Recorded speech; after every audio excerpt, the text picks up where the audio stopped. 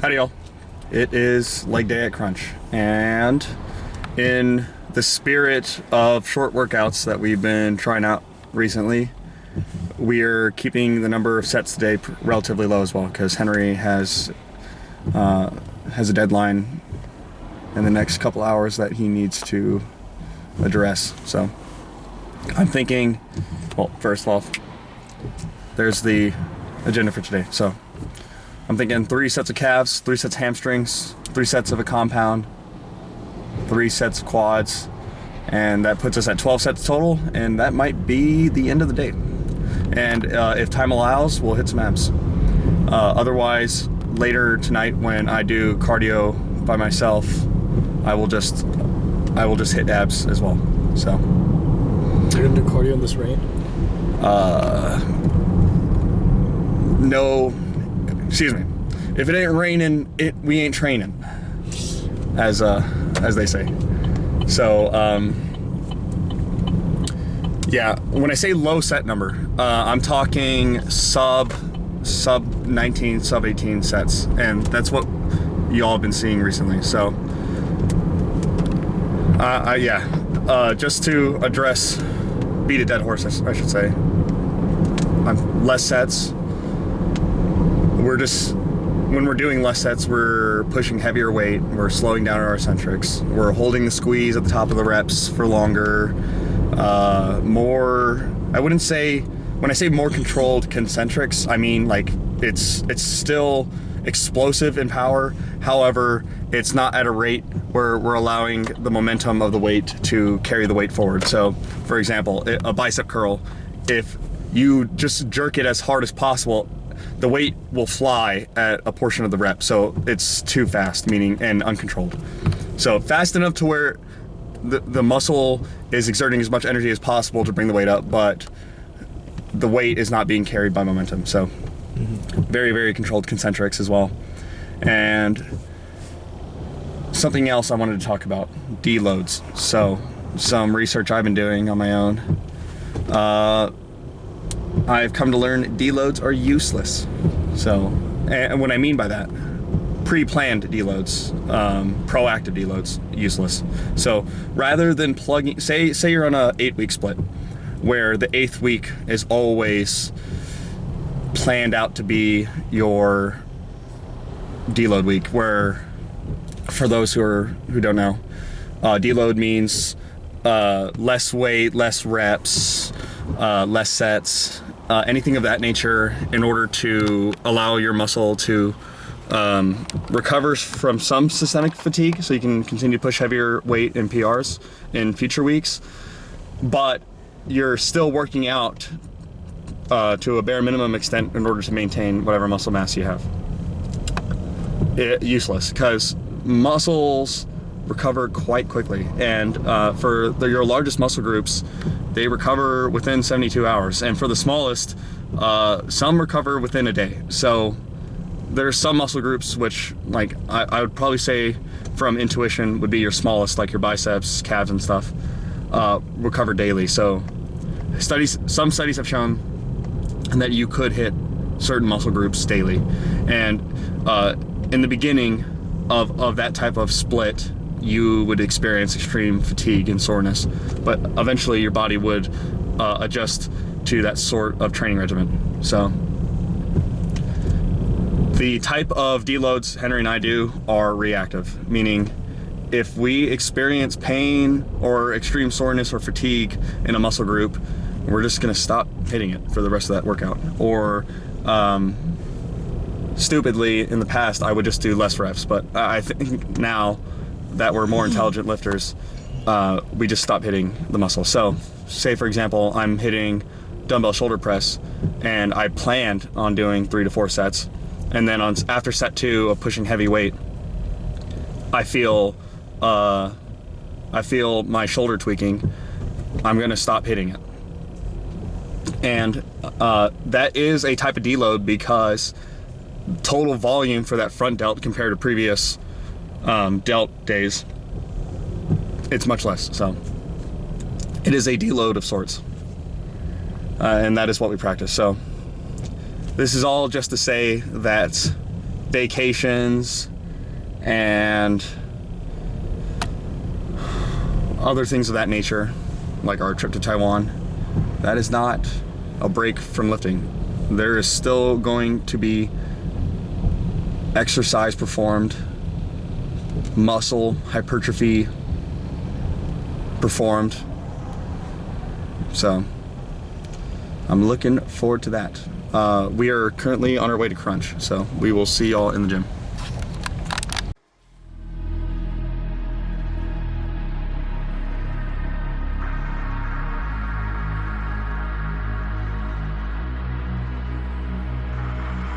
I know, I'm riding so low, this feeling just can't leave me alone. It makes me know I want it all.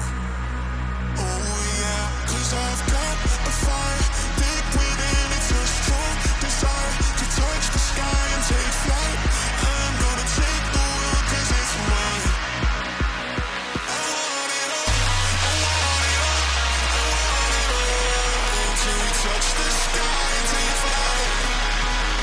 I want it all.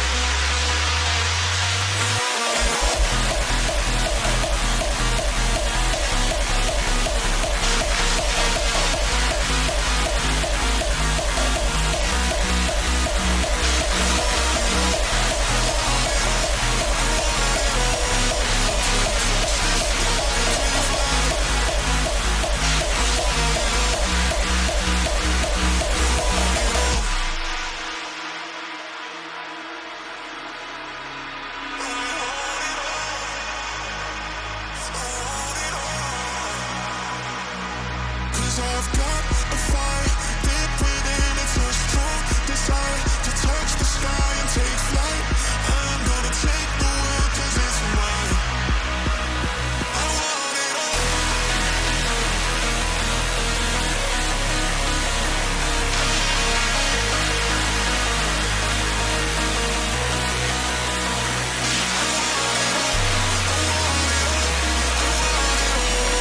Until we touch the sky and take flight. I want it all. I want it all.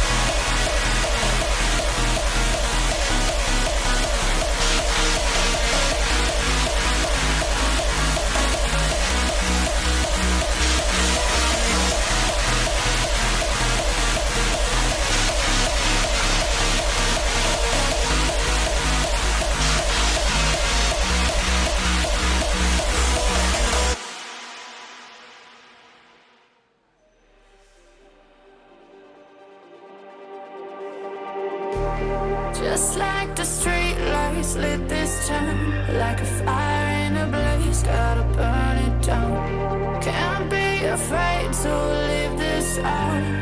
We got this far, don't know how. I see danger in your eyes. They know we'll burn down the night. Coming just like the sunrise. You know that we gonna let it rain tonight. We gonna let it rain tonight. We gonna let it just like the sunrise. We gonna let it rain.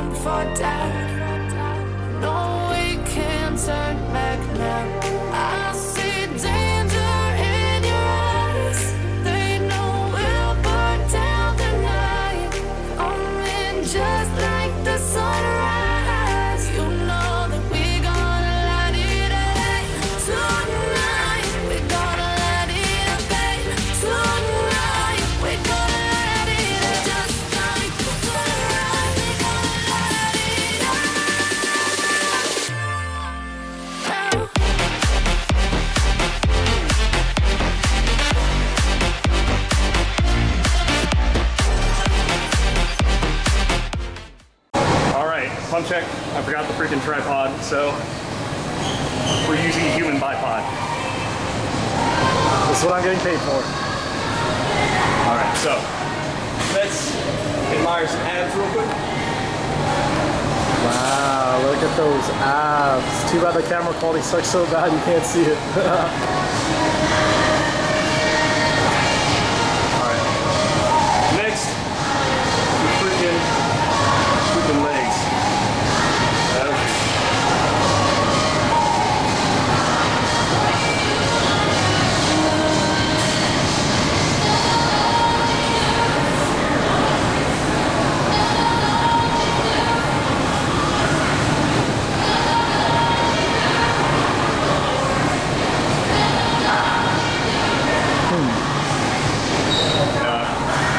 Thinner. My legs look real thin from a front-on view, and that might be due to the lack of freaking abductors and adductors we do. So last pose, we'll just do a side chest again because I really think that side chest like highlights my hamstring development. Maybe this side is better for like. My legs don't look small.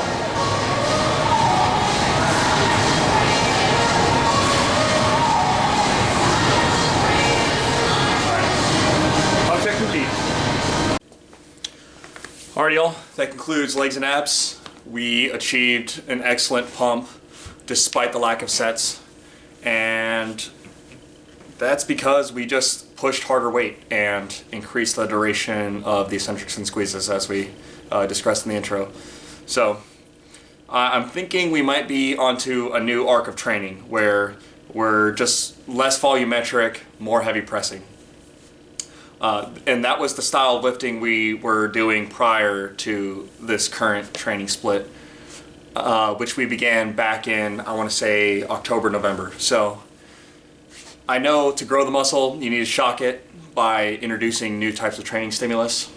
So maybe for the next 3 to 4 months, while our lives are getting pretty hectic due to work, we'll just opt for more shorter workouts with heavier weight. And then in the future, when things begin to settle down, we'll revisit volumetric training with lighter weights and more sets and higher rep ranges. So the number one metric we're using right now to determine if our workouts are working is fatigue. And my goodness, like 13 sets, I was gassed at the end of it. So no cardio because of the crazy number of miles I ran a couple days ago. However, despite that, I still don't think I would have been able to get in a decent cardio workout today, given like the fatigue I felt from this workout. So on the agenda, tomorrow is rest day, no content, and the day after that, which is Friday, chest and back. And I'm thinking Greg Gym, and that might be our last. Excuse me, that might be my last Greg Gym split, considering I'm graduating. And any future Greg Gym lift would have to be a editor special. So look forward to that. Thank y'all for watching, and we will see you in the next one. Peace.